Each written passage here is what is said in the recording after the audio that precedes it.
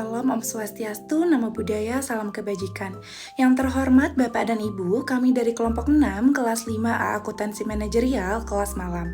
Sebelumnya, terima kasih atas kesempatan yang diberikan. Pada kesempatan ini, kami akan mempresentasikan hasil Project Based Learning dengan judul Studi Kelayakan Bisnis pada PT Mayora Indah Tbk. Sebelum memulai presentasi, izinkan saya memperkenalkan anggota kelompok 6 terlebih dahulu. Saya Indah, selaku Ketua Kelompok dan Moderator pada presentasi kali ini, dan anggota kelompok 6 yang terdiri dari Dini, Tita, Imel, Alvin, dan Audrey.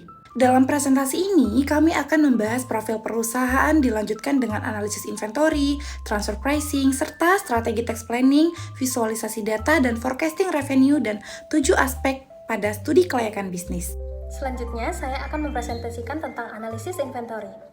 Berdasarkan analisis inventory management, perusahaan memiliki EOQ sebesar 274.700 unit per pemesanan dengan total biaya persediaan tahunan sekitar 599 juta.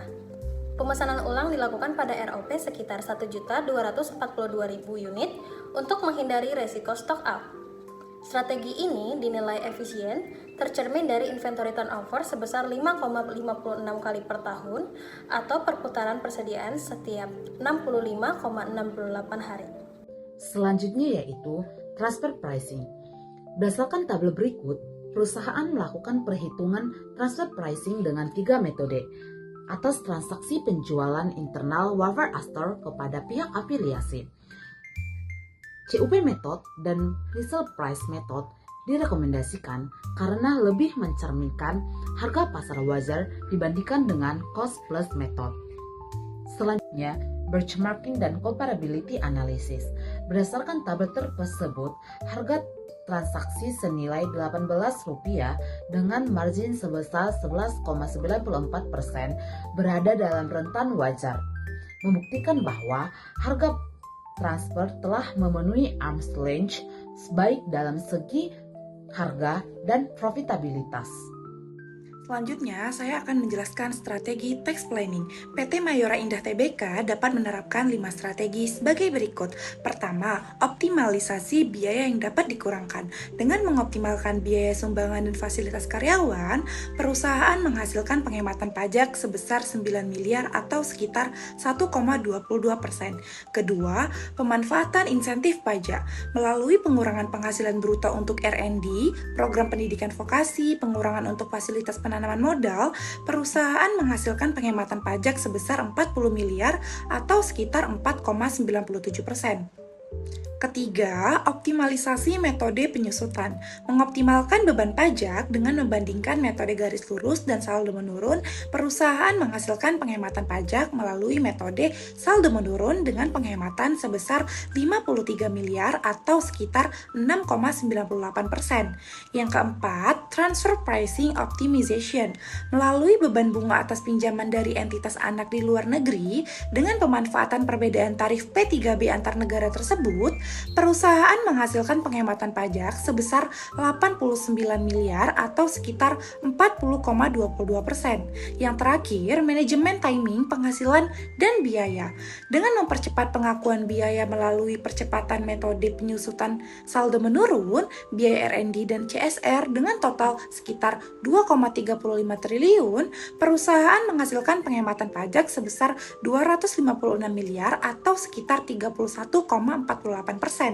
Nah, dengan 5 strategi tersebut, total penghematan pajak untuk perencanaan PT Mayora ke depannya sebesar 448 miliar atau sebesar 55,17%.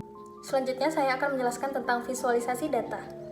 Grafik tersebut menunjukkan growth bervariasi dari yang paling kecil 2,66% hingga 14,57%. Meskipun sempat melambat di 2023, perusahaan mampu melewati dan tumbuh kembali di tahun 2024. Berdasarkan tren yang ada, proyeksi forecasting revenue menggunakan linear regression, menghasilkan R-square sebesar 96,40%. Forecast revenue 2025 sebesar 38,15 triliun dengan MAPE 2,91%. Sehingga proyeksi dinilai andal untuk perencanaan strategis dan pajak perusahaan. Selanjutnya, 7 aspek dalam studi kelayakan bisnis.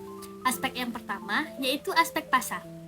Perusahaan beroperasi di pasar wafer global dengan potensi pertumbuhan yang kuat, dengan market share wafer sekitar 24% di Indonesia.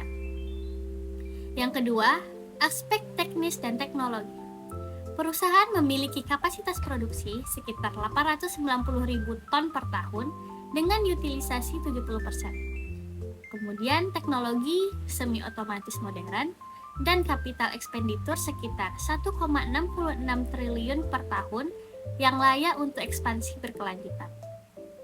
Yang ketiga, aspek manajemen dan sumber daya manusia. Perusahaan memiliki sekitar 10.271 karyawan dengan revenue per employee sekitar 3,51 miliar, di mana ini menunjukkan produktivitas tinggi dan pengelolaan yang efisien. Aspek yang selanjutnya yaitu aspek keuangan. Kinerja keuangan perusahaan dibilang kuat dengan likuiditas baik, struktur utang rendah, dan profitabilitas di atas rata-rata industri. Aspek yang selanjutnya yaitu aspek hukum. Perusahaan didirikan dengan perizinan lengkap dan kepatuhan hukum yang baik tanpa pelanggaran. Kemudian, aspek yang keenam yaitu aspek lingkungan. Produk yang diproduksi oleh perusahaan merupakan produk yang ramah lingkungan. Limbah padat turun sekitar 19,35% dan efisiensi energi dan air. Dan aspek yang terakhir yaitu aspek sosial dan ekonomi. Perusahaan memiliki lapangan kerja yang luas, program CSR yang aktif, serta mendukung UMKM dan mitra. Dan yang terakhir, perusahaan bertransparansi tinggi. Selanjutnya, penerapan nilai-nilai Pancasila dalam Project Based Learning.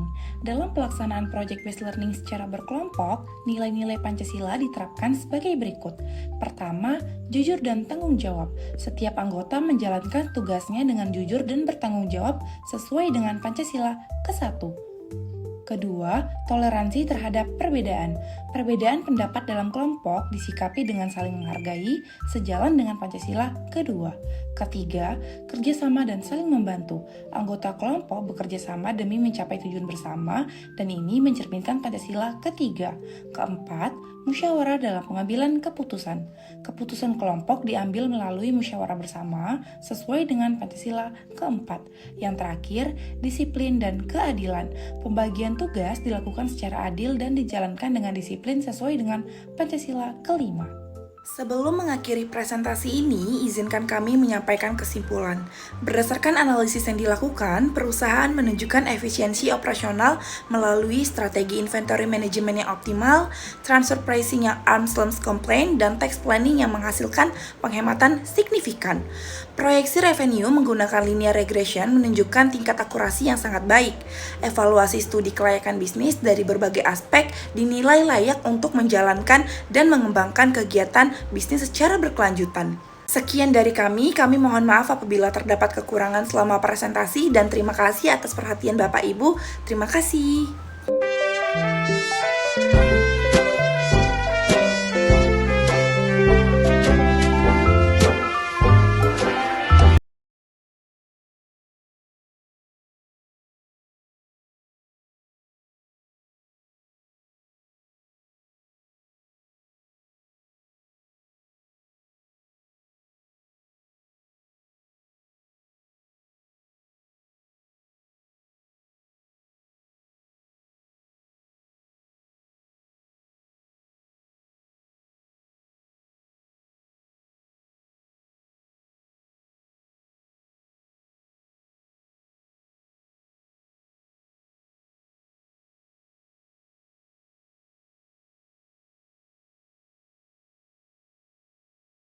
Sekian dari kami mohon maaf apabila terdapat kekurangan selama presentasi dan terima kasih atas perhatian Bapak Ibu. Terima kasih.